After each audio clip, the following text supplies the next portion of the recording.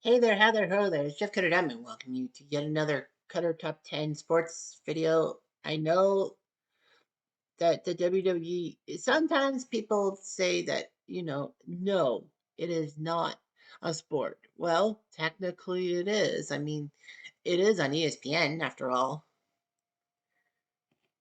So, anyway, it was humongous and all that. But we've had some very real um, appearances and all that. So let's take a look at it. Um, so yeah, number 10 is The Undertaker's Farewell Survivor Series 2020. Survivor Series in 2020 was built around his 30-year career. Of course, it was ruined because of the damn pandemic. But The Undertaker said his final goodbye at Survivor Series. And it was a fitting curtain call for the wrestlers who could be there because of protocols and all that. But yeah, it would have been nicer to have real fans there too. But what can you do? Number 9 is Kofi winning the WWE Championship, WrestleMania 35. In my previous video, I talked about the top 10 WrestleManias, and Kofi headlined WrestleMania 35. Nevertheless, Kofi had a milestone for representation and perseverance. Guy was kind of a joke character by 2008. He was built from Jamaica until Triple H ruined his accent and all that. So that basically he had to say he was from Ghana, where he was American, but who cares? Anyway, Kofi Kingston had a great moment and trying to give black wrestlers some massive props in the WWE environment. But unfortunately, nothing much happened and all that. Daniel Bryan, ironically enough, 5 years earlier was the underdog, but now was the big bitch, if you will. Then that Kofi could do it. But Kofi persevered and got his WrestleMania 35 match against Daniel Bryan and beat Daniel Bryan with Trouble in Paradise, and the fans went nuts as Kofi, after 12 years of trying, got himself onto the WWE mountaintop. Number 8 is Bret Hart coming back. In 1997, we all know about the Montreal Screwjob, which was at Survivor Series, and Bret Hart basically was didn't tap out, but Vince McMahon said he tapped out. Bret was actually on his way to WCW after Vince couldn't keep up with his 30-year contract. So Vince told Bret to go to WCW and all that. Of course, Bret didn't want to drop the WWE Championship in Canada. He said he would beat Shawn Michaels at Survivor Series and then leave the next day, not losing the belt because of a match, but losing it because of other things. Unfortunately, HBK, Triple H, and Vince McMahon screwed him over, and Bret was not seen or heard in the WWE. Bret did come back kind of in 2005 for a documentary about him, which actually would put Bret Hart in a decent light, despite his row with Vince McMahon. January 4th, 2010 was a huge day because when TNA decided to go to Monday nights and bring Hulk Hogan into their fold, WWE countered with having Bret Hart coming back after 13 years. He actually had suffered a stroke earlier, but yeah, years of absence. The fans gave him a warm ovation. Shawn Michaels and Bret hugged it out.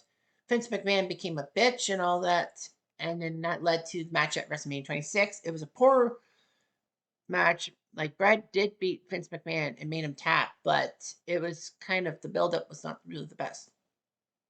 It was a symbolic healing moment between Bret and John. So why fight that? Number 7, Owen Hart had Owen over the edge in 1999. It was supposed to be a basic pay-per-view Undertaker versus Stone Cold in the main event for the belt. Owen Hart would fight as the Blue Blazer to face the Godfather for the Intercontinental Belt. It was a big match and all that, but something odd happened. When you watch it first time, well, a lot of fans have watched it first time and all that, but in 1999 at Over the Edge, the IC belt was on the line, and then they did a promo, but Jim Ross said something was wrong, but just before they went to the promo. So they did the Owen Hart promo, and then Jim Ross told the audience at home. Of course, the fans at Kemper Arena in Kansas City didn't hear Jim Ross, of course, but Jim Ross told the fans that Owen Hart had suffered a massive accident and all that. A few matches happened, and then Jim Ross had to give a speech about Owen Hart passing. And it was just awful and all that he did it, and that the fans at home knew about it, but the fans in the arena didn't really know. Technology wasn't really that big in 1999 compared to 2025, so Twitter would have blown up. But there was a controversial decision to take the pay per view and make sure and do it. However, the next night on Raw, WWE, knowing what the hell they did wrong, decided to say that the wrestlers could do a tribute show to Owen Hart and they can break character, no storylines, nothing will be furthered. And, Triple H telling about Owen's practical pranks, all that, Jeff Jarrett breaking down after losing Owen, and of course, Stone Cold Steve Austin toasting Owen Hart um, at the end. However, my major part, my favorite part was when Jim Ross said the immortal words. All I know about Owen Hart is I hope to God that I'm as good a man as him so I can see him again someday. And then, I've been quoting that a couple times, but that was emotional. Number 6 is Roman Reigns announcing he had leukemia. In 2018, he was the WWE champion and it looked good. But then Roman Reigns made a promo that shocked a lot of people.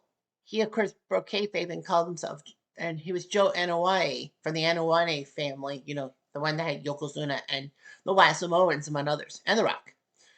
Roman stunned the world, saying that he would step away to battle leukemia. He said he had lived with leukemia for like 12 years. Football was done with him. He had a wife and a daughter on the way. So he needed something, and the WWE gave him a chance. So he became Roman Reigns, and then he would be fighting leukemia. So of course he had to step away. Seth Rollins and Dean Ambrose, his fellow Shield members, embracing him. That was just amazing, you know. And the fans were shocked that Roman was going to have to leave because a lot of fans were not really happy with Roman winning fights and all that the past 5 years. But Roman came back after leukemia. He kicked leukemia's ass, is in remission, and he was a WWE champion. Of course, unfortunately, because of him with leukemia and his health scares, Roman Reigns wasn't around much during the pandemic. Number 5 is Daniel Bryan winning at WrestleMania 30. This was massive, to say the least. Daniel Bryan was basically shat on by the authority, aka Triple H and Stephanie McMahon, calling him a B plus player in an A game. So Daniel Bryan would always get screwed and all that, but then one night during Raw, after not even appearing in the Royal Rumble in 2014, the fans got upset, and then he took over Raw with his Yes fans, and Triple H said, "You know what? Fine, we're gonna fight to start WrestleMania 30. If you win over me, you get to go to the main event." And he did. Daniel Bryan did. Triple H, of course, played dirty afterwards. However, Daniel Bryan would still fight RKO and Batista in the main event. And with Randy Orton thrown out of the ring, Daniel Bryan put the yes lock, as in a submission, on Batista. Batista tapped out, and Michael Cole famously said, "The Miracle Kid, the Miracle Kid, the Miracle Kid." And that was amazing. He won the belt, fulfilling the Yes Movement's dream. The roaring crowd and the celebration by Daniel Bryan was pure emotion. However, to add on to it was that there was a certain fan he celebrated with, and his name was Connor the Crusher, and a kid who was 9 years old, still fighting cancer and all that. Connor in the subsequent months would be part of WWE stuff, and then would actually beat up on Triple H. Unfortunately, he died, I think, a year after WrestleMania 30, but it was just amazing and all that. So yeah, that was amazing. Number 4 is the Ultimate Warrior on Raw in 2014. I thought this was 2013 when he did that. But anyway, the Ultimate Warrior had finally mended his fences with the WWE. Of course, he was known for walking away from WWE over being paid badly, and he left in '92 and '96. Well, '91 also because he had picked up his ball and went home several times.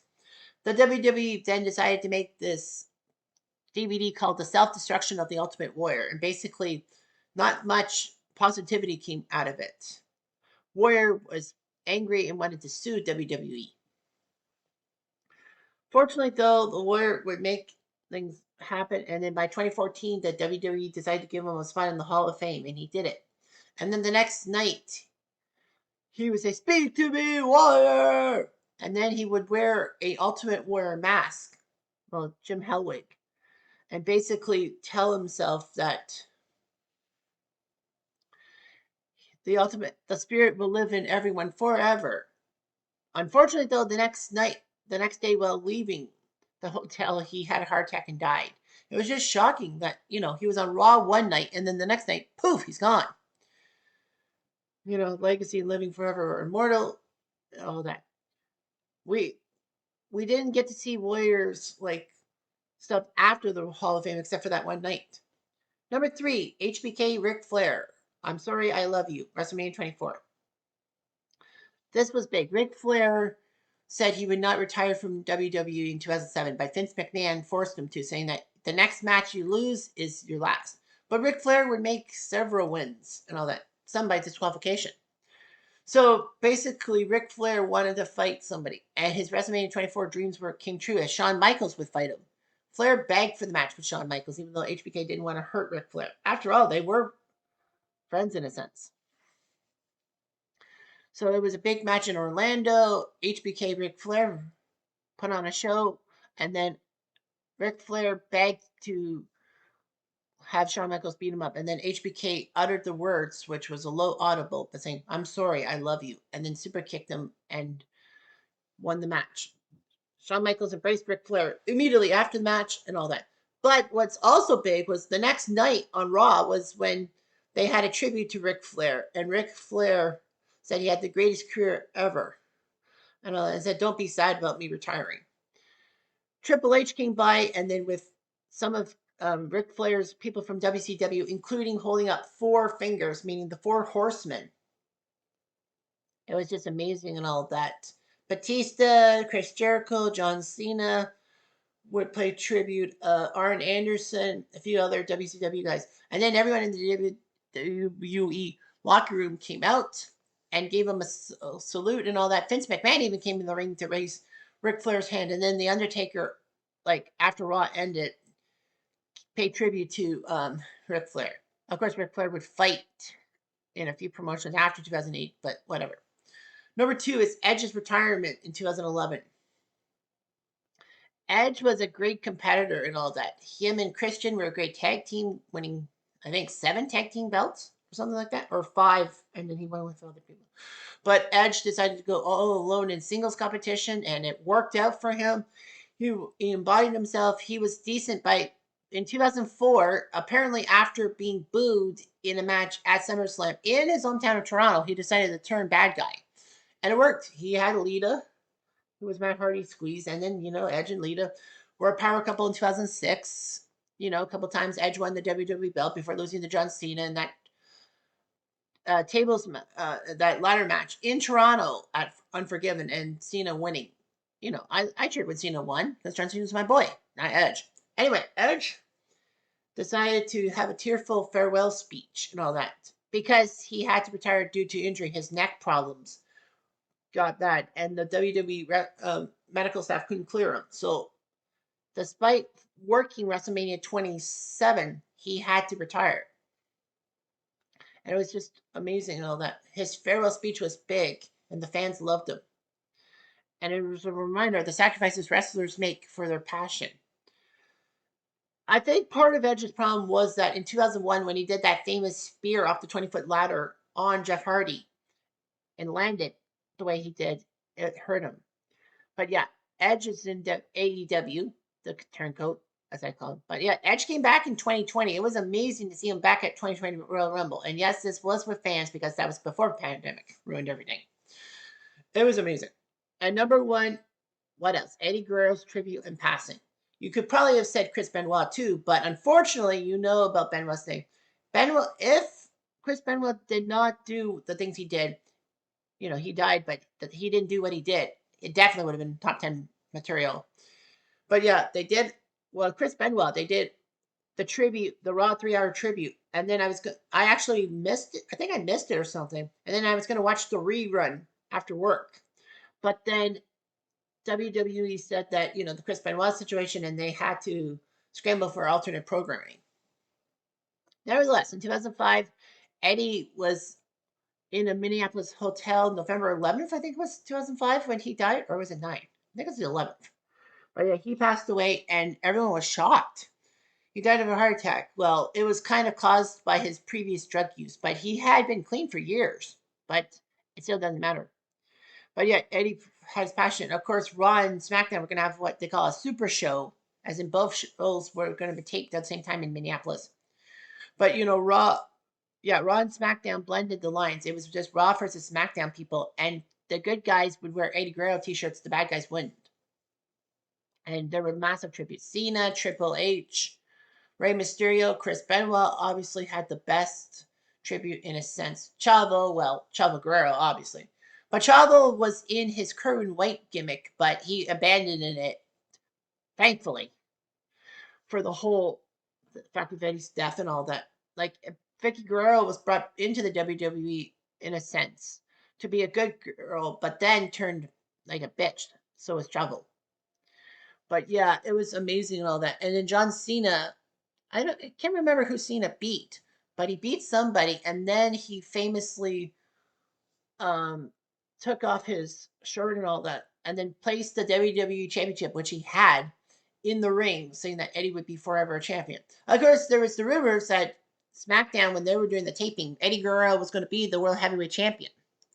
It would have been nice to see Eddie getting a redemption song like that. But yeah, it was just sad, like Eddie dying and all that. The WWE changed everything with their health policy, their wellness policy, and it worked out and all that. But they should have done better with Benoit. I'm just saying. Anyway, I'm going to do.